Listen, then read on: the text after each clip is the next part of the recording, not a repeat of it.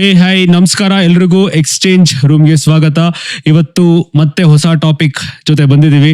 ಇವತ್ತು ಯಾವ ಟಾಪಿಕ್ ಬಗ್ಗೆ ಮಾತಾಡೋಣ ಅಂತ ಯೋಚನೆ ಮಾಡ್ತಾ ಇದ್ದಾಗ this particular topic is very interesting to me and ಸ್ವಲ್ಪ ಎಕ್ಸೈಟಿಂಗ್ ಕೂಡ. ಯಾಕೆಂದ್ರೆ ಈ ಟಾಪಿಕ್ ನಾವು ಮಾತಾಡ್ತಾ ಇರೋದು ನಮ್ಗೆ ಎಷ್ಟು ಕ್ಯೂರಿಯಾಸಿಟಿ, ಎಷ್ಟು ಸಸ್ಪೆನ್ಸ್, ಒಂದು ಥ್ರಿಲ್ಲರ್ ವೆಬ್ ಸೀರೀಸ್ ನೋಡೋ ಅಷ್ಟೇ ಕುತೂಹಲ ಕೊಡುತ್ತೆ, ಅಷ್ಟೇ ಒಂದು ಅಡ್ರಿಲೈನ್ ರಶ್ ಕೊಡುತ್ತೆ.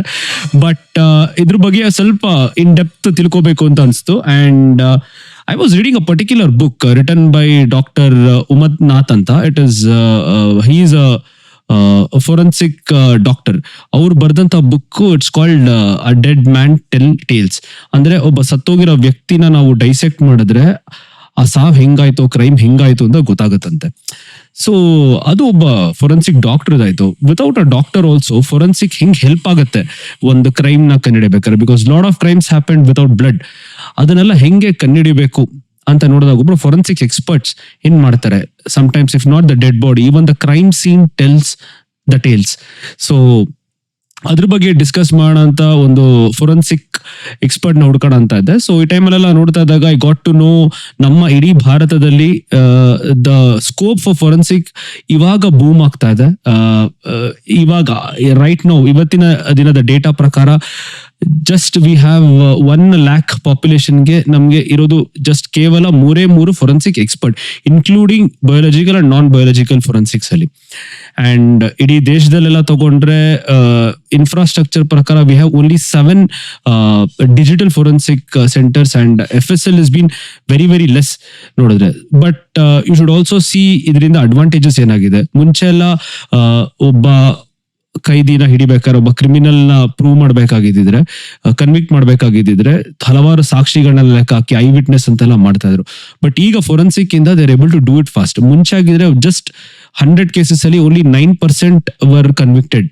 ಇವನು ಕ್ರಿಮಿನಲ್, ಇವನು ತಪ್ಪು ಮಾಡಿದಾನೆ ಅಂತ ಮಾಡ್ಲಿಕ್ಕೆ, ಅಪರಾಧಿ ಅಂತ ಪ್ರೂವ್ ಮಾಡ್ಲಿಕ್ಕೆ ಆಗ್ತಾ ಇದ್ದು. But now with the help of forensic witness ಏನಾಗಿದೆ ಅಂದ್ರೆ we were able to increase it from 9% to 19 to 20-25%.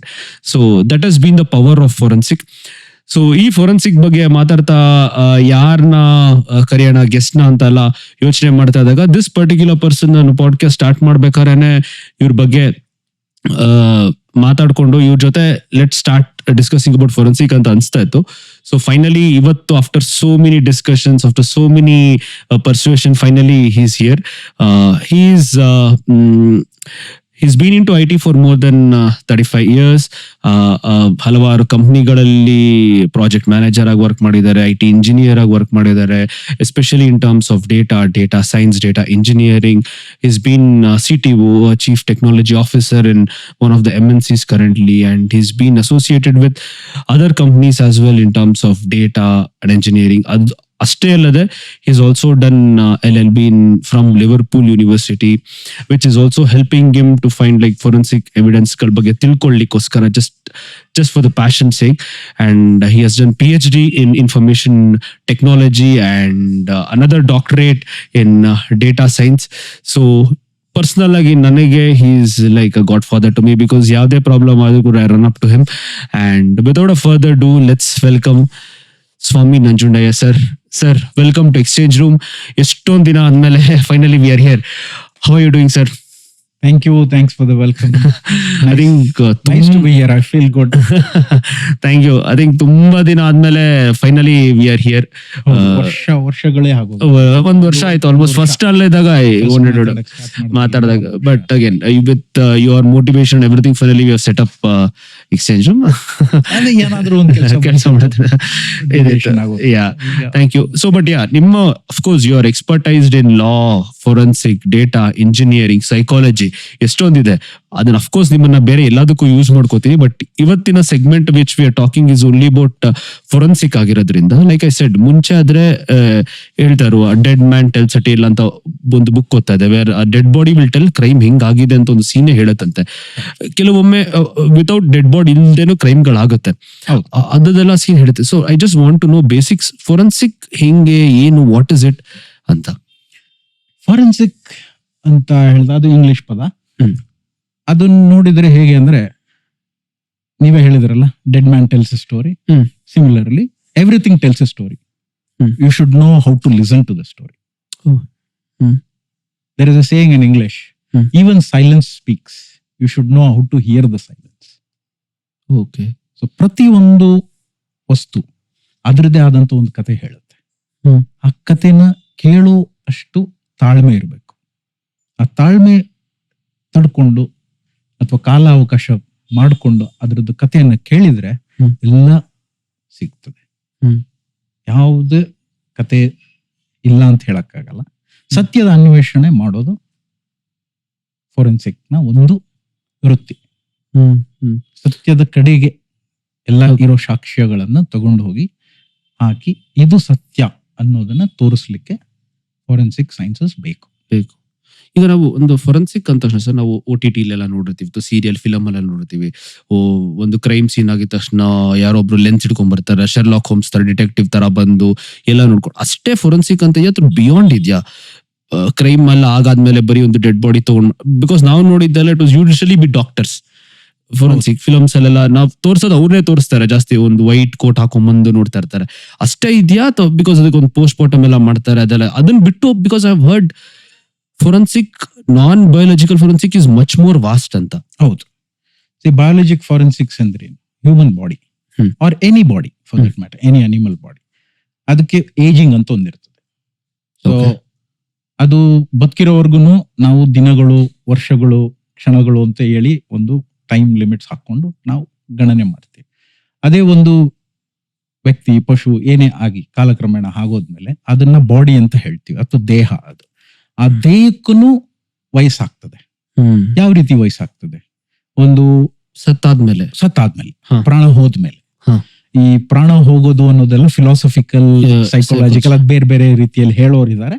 But coming to the science, if a body is lying open air, ಏನಾಗ್ತದೆ? ಅದಕ್ಕೆ ಕ್ರಿಮಿಕೀಟಗಳು, ಬ್ಯಾಕ್ಟೀರಿಯಾ ಇದೆಲ್ಲ ಬಂದು ಅದು ಎಷ್ಟು ದಿನ ಬೇಕು ಅದರಲ್ಲಿ ಒಂದು ಹುಳ ಬರಕ್ಕೆ, ನೊಣಗಳು ಬರ್ತವೆ, ಹದ್ದು ಬರ್ತದೆ ತಿನ್ನಕ್ಕೆ, ಎಷ್ಟು ದಿನ ಬೇಕು ಈ ತರ ಗಟ್ಟಿ ಆಗ್ಲಿಕ್ಕೆ ಅಥವಾ ಈ ತರ ತೆಳುವಾಗ್ಲಿಕ್ಕೆ? ಕೆಲವು ಪ್ರಾಣಿಗಳು ಅದು ಸತ್ತಿ 1 ಗಂಟೆ ಇದ್ರೆ ಅದನ್ನ ತಿನ್ಲಿಕ್ಕೆ ಬರ್ತವೆ, ಕೆಲವು ಹಳಸೋಗದೋ ಟೈಮಿಗೆ ಬಂದ್ರೆ ಅದನ್ನ ತಿನ್ಲಿಕ್ಕೆ ಬರಲ್ಲ. ಇವೆಲ್ಲ ನೋಡಿ ಒಂದು ಅಂದಾಜ್ ಮೇಲೆ ಹೇಳ್ಬೋದು ಇದು ದೇಹ ತ್ಯಾಗ ಆಗಿ, ದೇಹ ಆಗಿ ಅಂದ್ರೆ ಬದುಕಿದ ಜೀವ ಇದ್ದಾಗ ಜೀವ ಕಳ್ಕೊಂಡ ಮೇಲೆ ಎಷ್ಟು ದಿನಗಳು ಅಥವಾ ಎಷ್ಟು ಗಂಟೆಗಳು ಆಗಿರ್ಬೋದು ಅನ್ನೋದು ಒಂದು ನಿರ್ಧಾರ. Yard stick. ಕೆಲವು ವಸ್ತುಗಳು ಇರ್ತವೆ, ಅದಕ್ಕೂ ಒಂದು ಆಯಸ್ಸು ಅಂತ ಇರ್ತದಲ್ಲ, ಆಯಸ್ಸು ಕಾಲ ಅನ್ನೋದು. ಈಗ ಈ ಪುಸ್ತಕ, ಇಲ್ಲಿರೋ ಪುಸ್ತಕ ನೀವೀಗ ಇಲ್ಲಿಟ್ಟಿದ್ದೀರಿ, ಒಣಗಿದೆ, ಅದು ತಗೊಂಡ್ ಬಂದಿದ್ದೀರಾ. ಈಗ ನಾನು ನಿನಗೆ ಕೇಳಿದ್ರೆ ಎಷ್ಟ್ ದಿನ ಆಯ್ತು ಅಂದ್ರೆ, ಸರ್ ಅದು ಪ್ರಿಂಟ್ ಆಗಿ 2 ವರ್ಷ ಆಯ್ತು, ನಾನು ತಗೊಂಡ್ ಬಂದ್ಮೇಲೆ 1-3 ತಿಂಗಳಾಗಿರ್ಬೇಕು, ಇನ್ನೂ ಓದ್ತಾ ಇದ್ದೀನಿ ಅಂತ ಹೇಳ್ತೀರಾ. ಆಯ್ತು, ಅಲ್ಲಿ ಇಟ್ಟಿದ್ದೀರಾ. ಅದಕ್ಕೆ ಏನೋ ನೀವು ಆಚೆ ಹೋಗ್ಬೇಕಾದ್ರೆ ಕೈಯಲ್ಲಿ ಇಟ್ಕೊಂಡು ಹೋದ್ರಿ, ಮಳೆ ಬಂತು, ನೆನೀತು, ಅದಿತ್ತು. ಹಾಗೆ ಬೂಸ್ಲು ಬರ್ತದೆ. ಅದು ಬೂಸ್ಲು ಯಾವಾಗ ಬಂತು ಅನ್ನೋದಕ್ಕೂ, ಆ ಬೂಸ್ಲು ಬರ್ಲಿಕ್ಕೂ ಒಂದು ಸಮಯ ಇದೆ ಅಲ್ಲ. ಇಷ್ಟು ಒದ್ದೆ ಆಗ್ಬೇಕು, ಇಷ್ಟಾದ್ಮೇಲೆ ಹಿಂಗಾಗತ್ತೆ. ಅದು ಆ ಟೈಮ್ ಯಾರ್ಡ್ ಸ್ಟಿಕ್ ಬರುತ್ತೆ, ಯಾವಾಗ ಏನಾಗುತ್ತೆ. ಇದು ಆ ಬಯೋಲಾಜಿಕಲಿ ಈ ಏನ್ ಹೇಳ್ತಾರೆ, ಆ ಬೂಸ್ಲು ಯಾವಾಗ ಬರ್ತದೆ ಅದ್ರ ಬಗ್ಗೆನೇ ತಿಳ್ಕೊಂಡಿರೋರು ಇರ್ತಾರೆ. ಈಗ ಬಯಾಲಜಿ, ಅನಾಟಮಿ, ಬಾಟ್ನಿ ಇದೆಲ್ಲ ಮಾಡಿರೋರು ಇರ್ತಾರೆ ಸ್ಪೆಸಿಫಿಕ್ ಆಗಿ. ಅದರಲ್ಲಿ ಎಲ್ಲಾ ತರನು ಹೇಳ್ಕೊಡ್ತಾರೆ. ಒಂದು ಬೀಜ ಮೊಳಕೆ ಒಡೆದು ಒಂದು ಗಿಡ ಆಗಿ ಬರ್ಲಿಕ್ಕೆ ಇಷ್ಟು ದಿನ ಬೇಕು ಅಂತ. ಹಾಗೇನೆ ಈ ಪುಸ್ತಕ, ಇದು ಪೇಪರ್ ಮಾಡಿರೋದು ಒಂದು ಮರದ ಇದರಿಂದ. ಆ ಮರ ಬೂಸ್ಲು ಬಂದು ಅದಿದಾಗಿ, ಅದು ಕಾಲಕ್ರಮೇಣ ಆಗಿ, ಅದು ಒದ್ದೆ ಆಗಿ ಅವಾಗಿಂದ ಇಲ್ಲಿಗೆ ಬರಕ್ಕೆ ಎಷ್ಟು ದಿನ ಬೇಕು ಅಂತ. ನೀವೀಗ ಒಂದು ಕ್ರೈಮ್ ಸೀನ್ ನಲ್ಲಿ ಈ ಪುಸ್ತಕನ ತಗೊಂಡೋಗ್ ಬಿಟ್ಟು ಅದು ಒಂದು 2 ತಿಂಗಳು ಮಾಯಿಶ್ಚರ್ ಅಬ್ಸಾರ್ಬ್ ಮಾಡಿ ಇದಾಗಿದ್ರೆ ಹೇಗ್ ಕಂಡುಹಿಡಿತಾರೆ ಈ ಪುಸ್ತಕ 2 ತಿಂಗಳಿಂದ ಬಂದಿರ್ಬೋದು ಅಂದ್ರೆ? ಈ ರೀತಿಗಳ ಟೆಕ್ನಿಕ್ ಯೂಸ್ ಮಾಡಿ ಹೇಳ್ತಾರೆ. ಇಲ್ಲಿ ಯಾರೋ ಬಂದಿದ್ರು, ಈ ಪುಸ್ತಕ ಇಷ್ಟು ಒದ್ದೆ ಆಗಿ ಈ ಕ್ರಮವಾಗಿ ಈಗ ಈ ಬೂಸ್ಲು ಬರ್ಲಿಕ್ಕೆ ಸ್ಟಾರ್ಟ್ ಆಗಿದೆ, ಫಂಗಸ್ ಬರ್ತಾ ಇದೆ, ಅದಕ್ಕೆ ಇದು ಮೋಸ್ಟ್ ಪ್ರಾಬಲಿ ಇದು 2 ತಿಂಗಳಿಂದೆ ಬಂದಿರ್ಬೋದು, ಇಲ್ಲ 1 ತಿಂಗಳಿಂದೆ ಬಂದು ಇಲ್ಲಿಟ್ಟು ಹೋಗಿರ್ಬೋದು. ಒಂದು ಯಾರ್ಡ್ ಸ್ಟಿಕ್ ಅಂದ್ರೆ ಒಂದು ಕಾಲ ಎಷ್ಟಾಗಿರ್ಬೋದು ಅನ್ನೋದು ಒಂದು ತಿಳ್ಕೊಬಹುದು. ಅದು ಒಂದಕ್ಕೆ ಸಾಕ್ಷಿಗೆ ಇದು ಅಂತ ಹೇಳಕ್ಕಾಗಲ್ಲ. ಅದಕ್ಕೆ ಇನ್ನು ಬೇರೆ ಎವಿಡೆನ್ಸ್ಗಳನ್ನ ಅಥವಾ ಬೇರೆ ಸಾಕ್ಷಿಗಳನ್ನ ಕೂಡಿಸಿ ಆ ಕೃತೆಯನ್ನ ನೋಡ್ಬೇಕಾಗಿ ಬರುತ್ತೆ. ಫುಲ್ ಓವರ್ ಆಲ್ ಒಂದೇ ಒಂದು ಸಾಕ್ಷಿಯಿಂದ ಇದೇ ಆಗಿರ್ಬೇಕು ಅಂತ ಹೇಳಕ್ಕಲ್ಲ. ಈ ಪುಸ್ತಕ ಅಲ್ಲಿಗೆ ಬಂತು, ಈ ಪುಸ್ತಕ ಯಾರ್ದು ಅದನ್ನ ನೋಡ್ಬೇಕು. ಅವ್ರು ಇಲ್ಲಿ ಬಂದಿದ್ರ ಇಲ್ವಾ, ಬೇರೆಯವ್ರು ಬಂದ್ ಹಾಕಿದ್ರ, ಈ ತರ ಎಲ್ಲ ನೋಡ್ಬೇಕಾಗ್ತದೆ. ಪ್ರತಿಯೊಂದು ಸಾಕ್ಷಿಗೂ ಒಂದೊಂದು ತುಣುಕುಗಳನ್ನು ಕೂಡಿಸಿ ಮಾಡ್ಬೇಕಾಗ್ತದೆ. ಸರ್ ಈಗ ಒಂದು ಜನರಲ್ ಆಗಿ ಕೇಳ್ತಿರ್ಬೋದು, ಫೋರೆನ್ಸಿಕ್ ಎಕ್ಸ್ಪರ್ಟ್ ಏನಾದ್ರು ಬಂದ್ರೆ ಒಂದು ರೂಮ್ ಒಳಗೆ crime scene, any crime scene, let's say ಇದು ಕಿಲ್ಲಿಂಗ್ ಅಂತ ಬಂದಾಗ ಡೆಡ್ ಬಾಡಿ ಎಲ್ಲ ಸಿಗುತ್ತೆ, but apart from that what else they could see, biological ಇದ್ ಬಿಟ್ರು ಇನ್ನೇನೇನು ನೋಡ್ಬೋದು ಫೋರೆನ್ಸಿಕ್ ಎಕ್ಸ್ಪರ್ಟ್ ಆಗಿರೋರು ಬಂದ್ರೆ? ಅದು ಫಾರೆನ್ಸಿಕ್ ಎಕ್ಸ್ಪರ್ಟ್ಸ್ ಅಂತ ಹೇಳಕ್ಕಾಗಲ್ಲ, ಡಿಟೆಕ್ಟಿವ್ಸ್ ಇಂದ ಸ್ಟಾರ್ಟ್ ಆಗ್ತದೆ. ಈಗ ನೀವು ಒಂದು ಆಗಿದೆ, ಒಂದು ಕೃತ್ಯ ಆಗಿದೆ, ಅದು ಕಳ್ತನನೇ ಇರ್ಬೋದು ಅಥವಾ ಕೊಲೆನೇ ಇರ್ಬೋದು, ಬಟ್ ಅಲ್ಲಿಗೆ ಬಂದಾಗ ನೀವು ಕಾನೂನ ಎನ್ಫೋರ್ಸ್ ಮಾಡೋ ಪೊಲೀಸ್ ಅವರಿಗೆ ನೀವು ಹೇಳಿದಾಗ ಅವ್ರು ಬರೋದು ಫಸ್ಟ್ ಅವ್ರು ಬಂದು ನೋಡ್ತಾರೆ. ಅವ್ರಿಗೆ ನಮ್ಮ ದೇಶದಲ್ಲಿ ಅವ್ರಿಗೆ ಪೊಲೀಸ್ ಇನ್ಸ್ಪೆಕ್ಟರ್ ಹಾಗೆ ಹೇಳ್ತೀವಿ, ಬಟ್ ಕೆಲವು ದೇಶದಲ್ಲಿ ಡಿಟೆಕ್ಟಿವ್ಸ್ ಅಂತ ಹೇಳ್ತೀವಿ. They are also called as detectives. ಅವ್ರು ಬಂದಾಗ ಅವ್ರಿಗೆ ಕೀನ್ ಅಬ್ಸರ್ವೇಷನ್ ಸ್ಕಿಲ್ಸ್ ಇರುತ್ತೆ. ಎಷ್ಟು ಎಲ್ಲಾನು ಅಬ್ಸರ್ವ್ ಮಾಡ್ತಾರೆ ಸುತ್ತಲೂ, ಏನಾಗಿದೆ, ಹೇಗಿದೆ, ಸೋಫಾ ಹೇಗಿತ್ತು, ಫರ್ನಿಚರ್ಗಳು ಹೇಗಿದೆ, ಆ ಮೊಮೆಂಟ್ ಅಲ್ಲಿ ಹೇಗಿದೆ ಅನ್ನೋದನ್ನ ನೋಡ್ಕೊಳ್ತಾರೆ. ಅದನ್ನ ಅವ್ರಿಗೆ ಒಂಥರ ಜ್ಞಾಪಶಕ್ತಿನೂ ಇರ್ಬೇಕು. ಆ ಫೋಟೋಸ್ಗಳು ತಗೊಳ್ತಾರೆ, ಅವಾಗ ಇನ್ಸಿಡೆಂಟ್ ಸೀನ್ ಫೋಟೋಗಳು ತಗೊಳ್ತಾರೆ, ಕೋರಿಲೇಟ್ ಮಾಡ್ತಾರೆ, ಹೇಗ್ ಆಗಿರ್ಬೋದು, ಏನಾಗಿರ್ಬೋದು. ಈಗ ಒಂದು ಈ ರೂಮ್ ನಲ್ಲಿ, ನಾವೀಗ ಕೂತಿರೋ ರೂಮ್ ನಲ್ಲಿ ತಕೊಂಡ್ರೆ ಏನೋ ಒಂದು ಆಗಿದೆ ಅಂದ್ರೆ, ರೆಗ್ಯುಲರ್ ಆಗಿ ನೀವು ಕರ್ಟನ್ಗಳನ್ನ ಅಗಲಿಸಿ ಇಟ್ಟಿರ್ತೀರ, ಕ್ಲೋಸ್ ಮಾಡಿರ್ತೀರ, ಓಪನ್ ಮಾಡಿ. ನಿಮ್ದು regular habit is to keep it open so light comes in. Sudden ಆಗಿ ಒಂದಿನ ಏನೋ ಕೃತ್ಯ ಆದಾಗ ಎಲ್ಲಾ ಕರ್ಟನ್ ಕ್ಲೋಸ್ ಆಗಿತ್ತು ಅಂದ್ರೆ that's a deviation from the standard ಅಲ್ಲ. So this is called as the detectives do the theory of deduction. ನೀವು ಆಗ್ಲೇ ಹೇಳಿದ್ರಿ Sherlock Holmes. Sherlock Holmes was very good at theory of deduction. ಒಂದೊಂದನ್ನೇ ತೆಗೆದ್ಬಿಟ್ಟು ಹೋಗ್ತಿದ್ದ, ಇದಿದ್ರೆ ಇದು, ಇದಿದ್ರೆ ಇದು ಅಂತ. ನೀವು ಶರ್ಲಾಕ್ ಹೋಮ್ ಬುಕ್ಗಳು ನೋಡಿದ್ರೆ ಅದರಲ್ಲಿ ಬರೋದೇ there is a subject self called as by theory of deduction. You deduct. ಈಗ ಒಬ್ಬ ವ್ಯಕ್ತಿ 6 ಅಡಿ ಇದ್ದವನು, ಅವನ ಕೈ ಎಲ್ಲಿವರೆಗೂ ರೀಚ್ ಆಗಿರ್ಬೋದು, ಅವನ್ ಎಷ್ಟು ದೂರದಿಂದ ಅವನ ಕೈ ಎಷ್ಟು ಉದ್ದ ಇರ್ಬೋದು. ಈಗ ನಾನು 5 ಅಡಿ 6 ಇಂಚ್ ಇರೋನು, ನಾನು ಆ ಲೋಟ ತಗೋಬೇಕಂದ್ರೆ ಎಷ್ಟು ಬಗ್ಬೇಕು. ಅದೇ 6 ಅಡಿ 9 ಇಂಚ್ ಇರೋನು ಅಥವಾ 6.5 ಅಡಿ ಇರೋನು, 6 ಅಡಿ 2 ಇಂಚ್ ಇರೋನು, ಅವ್ನು ಎಷ್ಟು ಬಗ್ಬೇಕು. ಸೊ ಈ ಚೇರ್ ಇಂದ ಇದು ಡಿಸ್ಟೆನ್ಸ್ ನ ನೋಡಿ ಅದನ್ನು ಹೈಟ್ ಎಷ್ಟಿಂದ ಇಟ್ಟಿದ್ದಾನೆ ಕಪ್ನ ಅಂತ ಗೊತ್ತಾಗುತ್ತೆ. ಅದು ಗೊತ್ತಾಗತ್ತೆ. ವಾವ್, ಅದು ಒಂದು ಟೆಕ್ನಿಕ್. ಅದನ್ನೇ ಹೇಳೋದು ಥಿಯರಿ ಆಫ್ ಡಿಡಕ್ಷನ್ಸ್. ಹಿಂಗೆ ಅಂತ ಅದನ್ನ ನಾವು ಯಾವಾಗ ಬರ್ಕೊಂಡು ಹೋಗ್ತೀವಿ, ಒಂದು ಲೆಡ್ಜರ್ ಅಥವಾ ಒಂದು ನೋಟ್ಬುಕ್ ನಲ್ಲಿ ಬರ್ಕೊಂಡು ಹೋಗ್ತೀವಿ. ಈ ತರ ಎಷ್ಟೋ ಸೀನ್ ಗಳಲ್ಲಿ ಹೋಗ್ತಾರೆ ಡಿಟೆಕ್ಟಿವ್ಸ್ ಗಳು. ಇದನ್ನೆಲ್ಲ ಕಂಪೈಲ್ ಮಾಡಿ ಒಂದು ಡಿಕ್ಷನರಿ ತರ ಮಾಡಿ ಅದನ್ನ ನೀವು ಓದಿ, ಯಾರಾದ್ರೂ ನೆಕ್ಸ್ಟ್ ಬರೋರು ಅವ್ರು ಓದಿದ್ರೆ ಅವ್ರಿಗೆ ಈಸಿ ಅಲ್ಲ. ನೆಕ್ಸ್ಟ್ ಇದನ್ನೆಲ್ಲ ನೋಡ್ಬೇಕು, ಚೆಕ್ ಲಿಸ್ಟ್ ಮಾಡ್ಬೇಕು. ಒಂದು ಕ್ರೈಮ್ ಸೀನ್ ಹೋದ್ರೆ it could be a simple crime scene, not a murder. Always it can always be a, let us assume, ಒಂದು ಮನೆಯಲ್ಲಿ ಕಳ್ತನನೇ ಆಗಿರ್ಬೋದು, ಫೈಲ್ಸ್ ಮಿಸ್ಸಿಂಗ್ ಆಗಿರ್ಬೋದು, ಒಂದು ಆಫೀಸ್ ನಲ್ಲಿ ಒಂದು 4 ಲ್ಯಾಪ್ಟಾಪ್ ಮಿಸ್ಸಿಂಗ್ ಆಗಿರ್ಬೋದು. ಇದನ್ನು ಕ್ರೈಮ್ ಸೀನೇ ಅಲ್ವಾ? Crime, correct. ಅದ್ರಲ್ಲೂ ಅದನ್ನ ಐಡೆಂಟಿಫೈ ಮಾಡ್ಬೇಕು. That is how it happens. ನಾನು ಲ್ಯಾಪ್ಟಾಪ್ ಇಲ್ಲೇ ಇಡ್ತಿದ್ದೆ ಪ್ರತಿದಿನ. ಇಲ್ಲಿ ಒಬ್ಬ ವ್ಯಕ್ತಿಗೆ ಒಂದು ಆಫೀಸ್ ನಲ್ಲಿ ಅವನದಾದಂತ ಒಂದು ಕ್ಯಾರೆಕ್ಟರಿಸ್ಟಿಕ್ಸ್ ಇರುತ್ತೆ. That is foot print. Generally ಅವ್ನ್ ಬೆಳಿಗ್ಗೆ ಬರ್ತಾನೆ, ಬ್ಯಾಗ್ ಓಪನ್ ಮಾಡ್ತಾನೆ, ಲ್ಯಾಪ್ಟಾಪ್ ಇಲ್ಲಿ ಇಡ್ತಾನೆ, ಅದೇ ಜಾಗದಲ್ಲಿ ಇಡ್ತಾನೆ, ಮೌಸ್ ಇಲ್ಲಿ ಇರುತ್ತೆ, ಅದೊಂದು ಫುಟ್ ಪ್ರಿಂಟ್. ಜನರಲ್ ಆಗಿ ಅವನ್ದು ಯಾವಾಗ್ಲೂ ಒಂದು ಫೋಟೋ ತೆಗ್ದಿರ್ತೀರ, ಅದ್ ಸಿಗತ್ತೆ. ಕಳ್ತನ ಆಗಿದೆ ಅಥವಾ ಲ್ಯಾಪ್ಟಾಪ್ ಮಿಸ್ಸಿಂಗ್ ಆಗಿದೆ ಅಂದ್ರೆ ಎಷ್ಟೊತ್ತು ಬೇಕು ಅದನ್ನ ಕಂಡುಹಿಡಿಯಲಿಕ್ಕೆ? ಈಗೆಲ್ಲ ಆಫೀಸ್ ನಲ್ಲಿ CCTV ಇರ್ತದೆ, ಅದೆಲ್ಲ ಮಾಡ್ಬೋದು. ಅದೆಲ್ಲ ಏನ್ ತೊಂದರೆ ಮುಂಚೆ. ಈಗ ಯಾವ್ದೋ ಒಂದು ಫೈನಾನ್ಷಿಯಲ್ ಇನ್ಸ್ಟಿಟ್ಯೂಟ್ ನಲ್ಲಿ ಫೈಲ್ ಮಿಸ್ ಆಗಿದೆ, ಹೆಂಗ್ ಕಂಡುಹಿಡಿತೀರ? ಆ ಫೈಲ್ ಯಾರ್ಯಾರು ಹ್ಯಾಂಡಲ್ ಮಾಡ್ತಾರೆ, custody of the chain of custody ಅಂತ ಬರ್ತದೆ. ಅದನ್ನೆಲ್ಲ ಡಿಡಕ್ಟ್ ಮಾಡ್ಕೊಂಡು ಹೋದಾಗ ಒಂದು ಅಂದಾಜಿನ ಮೇಲೆ ಇಲ್ಲಿ ಈ ಕೃತ್ಯ ಆಗಿರ್ಬೋದು ಅಥವಾ ಇವರಿಂದ ಆಗಿರ್ಬೋದು ಅಂತ ಒಂದು ಮಟ್ಟಕ್ಕೆ ಅಲ್ಲಿವರೆಗೂ ತಗೊಂಡು ಬಂದು ನಿಲ್ಲಿಸಬಹುದು. ಅದು ಥಿಯರಿ ಆಫ್ ಡಿಡಕ್ಷನ್ಸ್ ನಲ್ಲಿ, ಥಿಯರಿ ಆಫ್ ಇನ್ವೆಸ್ಟಿಗೇಷನ್ ನಲ್ಲಿ ಬರುತ್ತೆ. ಇನ್ವೆಸ್ಟಿಗೇಷನ್ ಪ್ರಾಕ್ಟೀಸಸ್ ಮಾಡಿರ್ತಾರೆ, ಅದರಲ್ಲಿ ಬರುತ್ತೆ. ಆಮೇಲೆ ಕ್ವಶನಿಂಗು, ಅಕ್ಯೂಸ್ ವಿಚಾರಣೆಗಳು ಮಾಡ್ಕೊಂಡು ಸತ್ಯನ ಆಚೆಗೆ. ಸರ್, ಬಟ್ ಈಗ ಈ ಕೆಲವು ಕಡೆ ಹೇಳ್ತಾರೆ ಎಷ್ಟೋ ಕ್ರೈಮ್ಗಳು ಬ್ಲಡ್ ಇಲ್ದೇ ಇರಲ್ಲ, ಕ್ರೈಮ್ ಹೋಗಲ್ಲ. ಕೆಲವೊಮ್ಮೆ ಈಗ ವಾಟ್ ಡಸ್, ಈಗ ಟ್ರಾಫಿಕ್ ಫೋರೆನ್ಸಿಕ್ ಅಂತಾನು ಬಂದಿದೆ ಹೊಸದು. I don't know, traffic accident ಆದಾಗ್ಲೂ ಫೋರೆನ್ಸಿಕ್ ಅವ್ರನ್ನ ಹೆಲ್ಪ್ ತಗೋತಾರೆ. ಅದ್ ಹೆಂಗೆ, how does it work? Traffic violations ಬಗ್ಗೆ. ಟ್ರಾಫಿಕ್ ವಯಲೇಷನ್ಸ್ ಅಂದ್ರೆ ಈಗ ನೀವು ಬೈಕಲ್ಲೋ ಕಾರಲ್ಲೋ ಹೋಗ್ತಿದ್ರಿ, ನೀವು ಜಂಪ್ ಎ ಸಿಗ್ನಲ್, ರೆಡ್ ಆಯ್ತು, ನೀವು ಮುಂದೆ ಹೊಟ್ಟೋದ್ರಿ, ಅದು ಟ್ರಾಫಿಕ್. ಈಗ ಕ್ಯಾಮ್ರಾಗಳು, ಮುಂಚೆ ಕ್ಯಾಮ್ರಾಗಳು ಇತ್ತಷ್ಟೇ, ಅದನ್ನ ಒಬ್ರು ಕಂಟ್ರೋಲ್ ರೂಮ್ ನಲ್ಲಿ ಅಥವಾ ಅವರ ಅದಾದ್ಮೇಲೆ ರೆಕಾರ್ಡಿಂಗ್ ನ ನೋಡ್ಕೊಂಡು ಈ ಗಾಡಿ ಜಂಪ್ ಆಗಿದೆ ಅಂತ ಹೇಳಿ ಅವರಿಗೆ ಇದ್ ಮಾಡ್ಬೇಕಿತ್ತು. ಅದು ಸುಮಾರು ವರ್ಷದಿಂದ ನಡೀತಾ ಇದೆ ನಮ್ಮ ರಾಜ್ಯ ಅಥವಾ ನಮ್ಮ ಸಿಟಿನಲ್ಲಿ. ಬಟ್ ಈಗ AI ಬೇಸ್ಡ್ ಕ್ಯಾಮ್ರಾಗಳು ಬಂದಿದೆ. ಈಗ ನಿಮ್ಮ ಡೇಟಾ, ಒಬ್ಬ ಸಿಟಿಸನ್ ಡೇಟಾ ಗೌರ್ಮೆಂಟ್ ಹತ್ರ ಆರಾಮಾಗಿ ಇದೆ ಆಗ್ಲೇ. ನಿಮ್ DL ಮಾಡಿಸಿದಾಗ ನೀವು ಕೊಟ್ಟಿರಲ್ವಾ ನಿಮ್ ಡೇಟಾ, ನಿಮ್ ಫೋಟೋ ಕೊಟ್ಟಿಲ್ವಾ? ಓಕೆ, ನಮ್ದು ಅದೆರಡು ಮ್ಯಾಚ್ ಮಾಡೋದು ಅಷ್ಟೇ. ಅಲ್ಲಿ ವೈಲೇಷನ್ ಆಯ್ತು ಅಂದ್ರೆ ಆ ಫೋಟೋ ಹೆಲ್ಮೆಟ್ ಹಾಕೊಂಡ್ರೆ ಗೊತ್ತಾಗಲ್ವಲ್ಲ ಸರ್? ಸರ್, ಈಗ ಕ್ಯಾಮ್ರಾಗಳು ನಿಮ್ಮ ಕಣ್ಣು, ನಿಮ್ಮ ಚಿನ್ ಸ್ಟ್ರಕ್ಚರ್ ಅದನ್ನ ನೋಡಿ ಸಿಮೆಟ್ರಿಯಿಂದ ಆರಾಮಾಗಿ ಮಾಡಬಹುದು. ಈಗ ಅದೆಲ್ಲ ಬಂದ್ಬಿಟ್ಟಿದೆ AI ಬೇಸ್ಡ್ ಕ್ಯಾಮ್ರಾ ಪ್ಲಸ್ ಗಾಡಿ ನಂಬರ್. ಮುಂಚೆ ಗಾಡಿ ನಂಬರ್ ನ ಡಿಟೆಕ್ಟ್ ಮಾಡಕ್ ಆಗ್ತಿರ್ಲಿಲ್ಲ, ರಿಫ್ಲೆಕ್ಷನ್ ಬರೋದು ಅಥವಾ ಲೈಟ್ ಬರೋದು.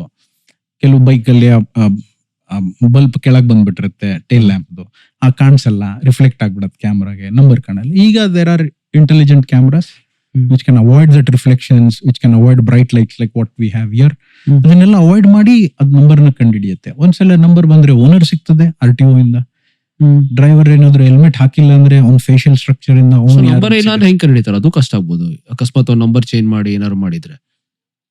ಇದು ಆಕ್ಚುಲಿ ಈಗ ಒಂದೇ ಸಿಗ್ನಲ್ ನಲ್ಲಿ ಇರಲ್ಲ ಅಲ್ಲ ಕ್ಯಾಮ್ರಾ, ಮುಂದಕ್ಕೂ ಹೋಗುತ್ತಲ್ಲ. So they will get to see ಎಲ್ಲಿಂದ ಒರಿಜಿನಲ್ ಇಂದ ಬಂದಿದೆ, ಎಂಡ್ ಎಲ್ಲ ಆಗಿದೆ. So starting point end point ಸಿಕ್ಕಿದ್ರೆ ಅಟ್ಲೀಸ್ಟ್ ಒಂದು ಅಂದಾಜ್ ಮೇಲೆ ಈ ಏರಿಯಾದಲ್ಲಿ ಇರಬಹುದು ಅಂತ ಒಂದು ಗೊತ್ತಾಗ್ತದಲ್ಲ. ಅದನ್ನ ಮಾಡಿ ಅದು ಫರ್ದರ್ ಪ್ರೋಸೆಸ್ ಮಾಡ್ತಾರೆ, ಇನ್ವೆಸ್ಟಿಗೇಷನ್ ಮಾಡ್ತಾರೆ. ಬಯೋಲಾಜಿಕಲ್ ಇದ್ರಲ್ಲೂ ನೋಡ್ತಾರೆ. Apart from dead body, I remember the saying, ಯಾವ್ದೋ ಒಂದು ಕೇಸಲ್ಲಿ ಐ ರಿಮೆಂಬರ್ಡ್ ಸರ್, ಅವ್ನು ಹೋಗ್ಬೇಕಾರೆ ಅವ್ನ ಫ್ರೆಂಡು ಸುಮ್ನೆ ಹಿಂಗೆ ಕೈನ ಹೆಗ್ಲ ಮೇಲೆ ಮುಟ್ಬಿಟ್ಟು ಕಳ್ಸಿದ್ದಾರೆ. ಆಕ್ಸಿಡೆಂಟ್ ಏನೋ ಸತ್ತಾಗ ದೇ ಗಾಟ್ ಟು ನೋ ಮುಂಚೆ ಯಾರನ್ನ ಮೀಟ್ ಮಾಡಿದ್ದ ಅಂತ, ಜಸ್ಟ್ ಬಿಕಾಸ್ ಆಫ್ ದಟ್ ಕೈ ಪ್ರಿಂಟ್ ಅಲ್ಲಿ, ಐ ಮೀನ್ ಬಟ್ಟೆ ಮೇಲೆ ಹಾಗಿದ್ದು. How is that?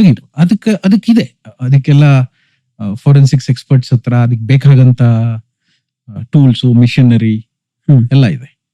ಹಗ್ಗದ ಮೇಲೆ ಫಿಂಗರ್ ಪ್ರಿಂಟ್ ತೆಗಿಬಹುದು. ಈಗ ಒಂದು ಹಗ್ಗ ಹಾಕಿ ನಾನು ನಿಮ್ಗೆ ಸುತ್ತಿ ಎಳೆದಿದ್ರು ಆ ಹಗ್ಗದ ಮೇಲೆ ನನ್ನ ಫಿಂಗರ್ ಪ್ರಿಂಟ್ ಬಿಟ್ಟಿರೋ ಚಾನ್ಸಸ್ ಇದೆ. ಒಂದು ಹಗ್ಗದ ಮೇಲೆ ನಂದು ಸ್ಕಿನ್ ಸ್ಕ್ರೇಪಿಂಗ್ಸ್ ಬಿಡೋ ಚಾನ್ಸಸ್ ಇರುತ್ತೆ. ತೆಗಿಬಹುದು, ಅದರಲ್ಲಿ ನೋಡ್ತಿಲ್ಲ. ಈಗ ಸೈನ್ಸು, ಟೆಕ್ನಾಲಜಿ ಎಲ್ಲ ಇಂಪ್ರೂವ್ ಆಗಿದೆ. ಈಗ ಬಹಳ ಇದೆ. ಅಫ್ಕೋರ್ಸ್ ಎಷ್ಟು ಜನ ಎಲ್ಲಿವರೆಗೂ ಉಪಯೋಗಿಸ್ತಾರೆ ಅದನ್ನೆಲ್ಲ ಕಂಡುಹಿಡಿಲಿಕ್ಕೆ ಅನ್ನೋದ್ರ ಮೇಲೆ ಡಿಪೆಂಡ್ ಆಗ್ತದೆ. ಆಫ್ಟರ್ ಆಲ್ ಮನುಷ್ಯರೇ ಅಲ್ವಾ ಅದನ್ನು ಯೂಸ್ ಮಾಡೋದು. ನಾನು ಅದನ್ನ ಯೂಸೇ ಮಾಡ್ಲಿಲ್ಲ, ಆ ಕಡೆ ನೋಡ್ಲೇ ಇಲ್ಲ ಅಂದ್ರೆ ಅಲ್ಲಿಗೆ ನಿಂತು ಹೋಗುತ್ತಲ್ಲ. ಅದಕ್ಕೆ ಎಲ್ಲಾ ದೃಷ್ಟಿಕೋನದಲ್ಲೂ ನೋಡಿ ಎಲಿಮಿನೇಟ್ ಮಾಡ್ಬೇಕಾಗತ್ತೆ. ಅದು ಚಾನ್ಸಸ್ ಇರುತ್ತಾ? Deduction theory of deductions comes in to picture. ಈಗ if somebody is here, just I'm giving an example of it. People smoke. Yes. And what do you do with the butt after you're done with the smoke? ಬಿಸಾಕ್ತಿವಿ. Usually ಇಲ್ಲೇ ಬಿಸಾಕ್ಬಿಟ್ಟು ಹೋಗ್ತೀವಿ. ಎಲ್ಲೋ ಬಿಸಾಕ್ಬಿಟ್ಟು ಹೋಗ್ತೀರಾ. ನೀವು ಅದನ್ನ ಬಾಯಿಗೆ ಹಾಕೊಂಡಿದ್ರಿ ಅಲ್ಲ. When people smoke, they would have put it into your mouth. Any chances that the saliva would have got onto the butt? Most probably. Can you extract the DNA from there? Yes. Done ಅಲ್ಲ. ತೆಗಿಲೇಬೇಕು information ಅಂದ್ರೆ ತೆಗಿಬಹುದಲ್ಲ. Simple. But ಯಾವುದಕ್ಕೆ ಅದನ್ನ ತೆಗಿಬೇಕು, extract ಮಾಡೋದನ್ನ ಎಲ್ಲಿ use ಮಾಡಬೇಕು, ಹೇಗೆ use ಮಾಡಬೇಕು ಎಲ್ಲ depends on the crime, the impact ಎಷ್ಟು, incident rather. So usually it is crime, it's an incident. What incident you want to detect and you want to do it. Sir, ಈಗ usually ಈ forensic ನಾವು ಮೂವಿಲೆಲ್ಲ ನೋಡ್ತಾ ಇದ್ದಾಗ ಅದನ್ನ ಕೈದಿನೋ ಅಥವಾ ಯಾರು ಮಾಡಿದಾರೋ ಅವನ್ನ ಹಿಡಿಲಿಕ್ಕೆ ಫೋರೆನ್ಸಿಕ್ ಯೂಸ್ ಮಾಡ್ತಾರೆ. But lot of times forensic ನ ಎವಿಡೆನ್ಸ್ ತರಾನೇ ಯೂಸ್ ಮಾಡ್ತಾರೆ. ಯಾವ್ದು, I mean how is it? Is both are how is it sir? ಎರಡು. It is both. If you don't have anybody to point finger at, then you have to rely on the evidence. ಅವಾಗ ಈ ಎವಿಡೆನ್ಸ್ಗಳನ್ನ ಇಟ್ಕೊಂಡು ಬಂದು ಆಮೇಲೆ ನೀವು ಒಬ್ಬರ ಕಡೆಗೆ ಕೈ ಬೆರಳು ಮಾಡಿ ಅವರಿಂದ ಆಗಿರಬಹುದು ಈ ಇನ್ಸಿಡೆಂಟ್ ಅಥವಾ ಕೃತ್ಯ ಅಂತ ಹೇಳಿ ಅವ್ರಿಗೆ ವಿಚಾರಣೆ ಮಾಡ್ಬೇಕಾಗತ್ತೆ. ಕೆಲವು ಟೈಮು ಆಗಿಲ್ದೇನೆ ಇರ್ಬೋದು, ನಮ್ಮ ಊಹಾಪೋಹದ ಊಹಾಪೋಹಗಳು ಇರ್ಬೋದು. ಅದು ಹೇಗೆ ಅಂದ್ರೆ ಒಬ್ಬನ ಕಡೆ ಬೆರಳು ಮಾಡಿ ಇರೋದನ್ನ ಅವನ್ನ ಆ ಸ್ಥಿತಿಯಿಂದ ಆಚೆ ತರ್ಲಿಕ್ಕೂ ಯೂಸ್ ಮಾಡ್ಕೋಬಹುದು. ನಿರಪರಾಧಿ ಅಂತ ಮಾಡ್ಲಿಕ್ಕೂ ಉಪಯೋಗಿಸ್ಕೋಬಹುದು. ಅದೇ ಫಾರೆನ್ಸಿಕ್ ಅನ್ನೋದು ಎರಡು ರೀತಿನೂ ಉಪಯೋಗ ಆಗ್ತದೆ. ಒಂದು ಯಾರು ಮಾಡಿದ್ದು ಅಂತ ನೋಡಕ್ಕೆ, ಇನ್ನೊಂದು ನಾವು ಮಾಡಿದನೆ ಅಂತ ಹೇಳ್ದವನು ಮಾಡಿದನ ಇಲ್ವಾ ಅಂತ, ಅವನು ತಪ್ಪಿಸಸ್ತನ ಇಲ್ವಾ ಅನ್ನೋದನ್ನ ತಿಳ್ಕೊಳಕ್ಕೂ ಮಾಡ್ಬೋದು. ಸೊ ನೀವ್ ಯಾವ ರೀತಿ ಉಪಯೋಗಿಸ್ತೀರಾ ಹಾಗೆ. ಅದೇನೋ ಹೇಳ್ತಾರಲ್ಲ ಇಂಗ್ಲಿಷ್ ನಲ್ಲಿ ಹೇಳ್ತಾರೆ, either the knife falls on the watermelon or melon falls on the knife, but one who gets cut is the melon itself. ಆ ರೀತಿ ನೀವು ಹೇಗೆ ಉಪಯೋಗಿಸ್ಕೊಳ್ತೀರಾ ಅದ್ರ ಮೇಲೆ. Speaking about the knife, because forensic experts can also know ಯಾವ knife use ಮಾಡಿದ್ದಾರೆ, ಯಾವ ಆಂಗಲ್ ಇಂದ ಮಾಡಿದ್ದಾರೆ, ಅದು ಆ ಲೆವೆಲ್ ಆಫ್ ಎಕ್ಸ್ಪರ್ಟೈಸ್ ಇದೆಯಂತೆ. ಎಷ್ಟು ಕಟ್ ಮಾಡ್ತಾರೆ. I was watching a web series where ಎಷ್ಟು ಲೆಂತ್ ಅಲ್ಲಿ ಕಟ್ ಮಾಡಿದ್ದಾರೆ. ಇದು ಕಟ್ ಮಾಡಿರೋದು ಒಬ್ಬ ಕಸಬುದಾರನ, ಇಫ್ ಎನಿ ಬಾಡಿ ಕಟ್ ಆಗಿದ್ರೆ ಆಕ್ಸಿಡೆಂಟ್ ಆಗಿ ಕಟ್ ಮಾಡಿದ್ದು ಪರ್ಪಸ್ಫುಲ್ ಆಗಿ ಕಟ್ ಮಾಡಿದಾರೆ ಅಂತಾನು ದೇ ವಿಲ್ ಟೆಲ್. ಹೌದು, ಮಾಡ್ಬೋದು. ಎಷ್ಟು ಡೀಪ್ ಆಗಿ ಹೋಗಿದ್ದಾರೆ, ಎಷ್ಟು ಒಳಗಡೆ ಹೋಗಿದ್ದಾರೆ. ಈಗ ಒಂದು ಚೂರಿ ಚುಚ್ಚಿದ್ದಾರೆ ಅಂದ್ರೆ ಅವನು ಒಂದು ಮನುಷ್ಯನ ದೇಹ ಇಷ್ಟು ಅಗಲ ಇದೆ ಅಂದ್ರೆ 6 ಇಂಚ್ ಅಂತ 4 ಇಂಚ್ ಅಂತ ಇಟ್ಕೊಳ್ಳ. 4 ಇಂಚಲ್ಲಿ ಅವನು 2 ಇಂಚ್ ಒಳಗಡೆ ಹೋಗಿದೆ ಅಂದ್ರೆ ಅವನು ಅಳತೆ ಮಾಡ್ತಾರೆ. ಬಾಡಿ ಎಷ್ಟಿತ್ತು ಬಿಡ್ತು, ಅವ್ನ ಚಾಕು ಅವ್ನು ಎಷ್ಟು ಫೋರ್ಸ್ ಹಾಕಿರ್ಬೋದು. ಅವನ್ ಇಷ್ಟು ಫೋರ್ಸ್ ಹಾಕಿದಾನೆ ಅಂದ್ರೆ ಅವನು ಅಷ್ಟು ಸ್ಟ್ರಾಂಗ್ ಇದಾನ ಅಂತಾನು ಗೊತ್ತಾಗ್ಬೇಕಲ್ಲ. ಈಗ ಒಬ್ಬ ನನ್ನಂತ ಅಥವಾ ನಿಮ್ಮಂತ ಬಾಡಿ ಬಿಲ್ಟ್ ಇರೋರು ಹಾಕಿದ್ದಾರೆ ಅಂದ್ರೆ ನಂಬಬಹುದು. ಒಬ್ಬ ಶಕ್ತಿನೇ ಇಲ್ಲ, ನಿರಾಶಕ್ತಿ ಇರೋನ್ ಅವ್ನ್ ಮಾಡಿದಾನೆ ಅಂದ್ರೆ ಅವನಿಗೆ ಆ ಹಿಡ್ಕೊಳ್ಳಕ್ಕೂ ಶಕ್ತಿ ಇಲ್ಲ, ಇರೋನ್ ಹಾಕಿದಾನೆ ಅಷ್ಟು 2 ಇಂಚು 3 ಇಂಚು ಒಳಗೆ ಹೋಗುವಷ್ಟು ಶಕ್ತಿಗೆ ಹಾಕಿದಾನೆ ಅನ್ನೋದು ಕಷ್ಟ ಆಗತ್ತೆ. ಅವಾಗ ಈ ತರ ಸೈನ್ಸಸ್, ಡಿಟರ್ಮಿನೇಷನ್, ಕ್ಯಾಲ್ಕುಲೇಷನ್ಸ್, ಎವಿಡೆನ್ಸ್ಗಳು, ಈ ಫಾರೆನ್ಸಿಕ್ ಥಿಯರಿ ಅಂದ್ರೆ ಹೇಗೆ ಆಗಿರ್ಬೋದು, ಎಷ್ಟು ಒಳಗೆ ಹೋಗಿರ್ಬೋದು, ಯಾವ ಫೋರ್ಸ್ ನಲ್ಲಿ ಮಾಡಿದಾನೆ, ಎಷ್ಟು ಶಕ್ತಿ ಹಾಕಿದಾನೆ ಅದರಿಂದ, ಅದೆಲ್ಲ ಬರ್ತದೆ. ಅಫ್ಕೋರ್ಸ್ ಸರ್, ಈ ಎಲ್ಲಾ ತರ ಕೇಸಸ್ ಗಳ ಬಗ್ಗೆ ಮಾತಾಡೋಣ. I mean apart from this, even non biological ಇರುವಂತ ಲಾಟ್ ಆಫ್ ಫೋರೆನ್ಸಿಕ್ ಇರುತ್ತೆ, especially in the digital forensic. ಅದ್ರ ಬಗ್ಗೆನೂ ಮಾತಾಡೋಣ. ಎಪಿಸೋಡ್ ಹಿಂಗೆ ಕಂಟಿನ್ಯೂ ಆಗುತ್ತೆ. ಇನ್ನು ಸಿಕ್ಕಾಬಡೆ ವಿಚಾರಗಳ ಬಗ್ಗೆ ಮಾತಾಡ್ತೀವಿ. ಸೊ ಅಲ್ಲಿ ತನಕ keep watching the exchange room. ನಿಮ್ದು ಏನೇ ಕಮೆಂಟ್ಸ್, ಕಾಂಪ್ಲಿಮೆಂಟ್ಸ್, ಕಂಪ್ಲೇಂಟ್ಸ್ ಇದ್ರು ಕಮೆಂಟ್ ಬಾಕ್ಸ್ ಅಲ್ಲಿ ತಿಳಿಸಿ, ಲೈಕ್ ಮಾಡಿ, ಶೇರ್ ಮಾಡಿ, ಸಬ್ಸ್ಕ್ರೈಬ್ ಮಾಡಿ. Thank you so much.